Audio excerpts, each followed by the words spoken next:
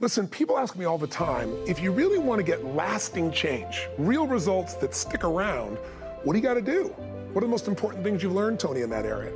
And I tell people the most common thing people talk about is how they want to make a change in their life. But everybody wants a change, but nobody wants to work out. Everybody wants muscle, but nobody wants to train.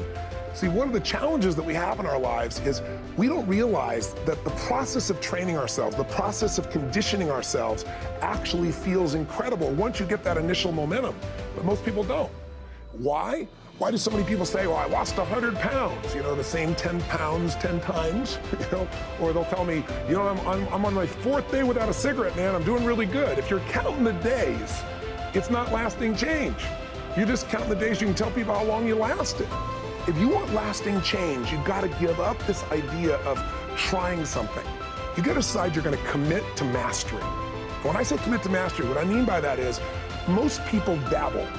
They talk about, well, I'd like to change my body, I'd like to make my relationship better, I'd like to have more passion there, but they don't know what to do, and even if they did, they don't have enough detail to be able to follow through. They haven't made the shifts in their own emotion and their psychology to follow through, and it isn't that difficult. But there is a path, and it requires consistency. Think about it. Everybody overeats some of the time. Everybody gets angry or frustrated or sad or depressed some of the time. Your life is not controlled by what you do some of the time. It's what you do consistently. And here's the secret. Whatever you want to make better, you better make sure you measure it more often. Think about it. If you want to lose weight and you never look at a scale, that's how people find themselves 20, 30, 40, 50 pounds overweight, or even 10 or 15. Because it just kind of happens slowly and it's all at once. What do businesses go out of business? Things are okay, and then all of a sudden they're in trouble overnight. It's not overnight. All of our success and failure in life comes from little decisions, little actions, little moments. Failure isn't an overnight event. It's failure to make the phone call.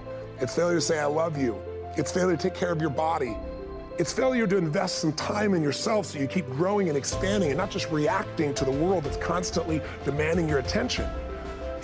Success comes from doing the right things also, little things, saying I love you, taking the time for what matters most, your body, your mind, your spirit, your emotion, having a plan, and measuring your progress.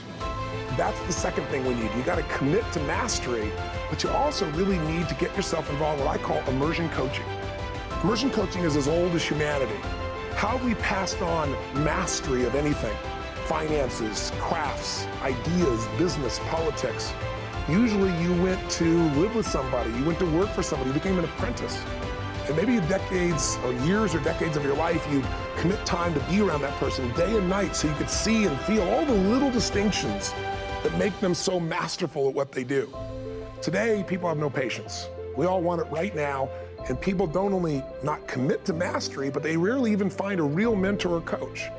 They think they have all the answers, they try a few things, if it doesn't work, they run to something else. If you want a great jump in the quality of your life, an extraordinary jump in the quality of your life, you got to set yourself up to win.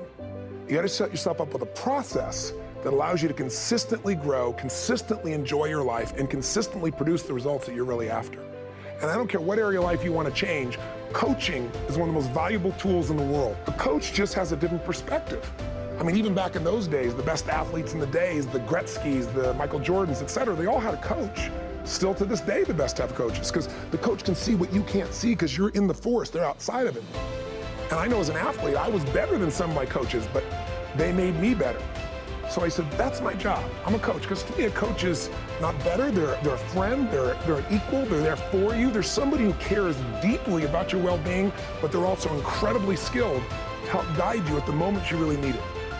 And so I started promoting this idea of being a coach, and the sports metaphor helped some people, but the media didn't buy into it very much. But I was able to succeed finally because I was able to keep measuring these results. After years of calling myself a coach, and there was no coaching industry, nobody talked to themselves as coaches, I remember at one point I hit a point where I was about to give it up. And Larry King even said to me on air one time, he said, what is this? You're a coach. What does that mean? I was trying to explain people before it's coaching and strategy and so forth. And right about that time, suddenly coaching became the term of art, and everybody was a coach. Therapists started calling themselves coaches. Financial planners became coaches. It just became the term of art. So it's been a fascinating journey watching that word come in, because what I did is I helped build that term by making it based on real results. We build on success, and that's part of our success coaching system. our immersion coaching system.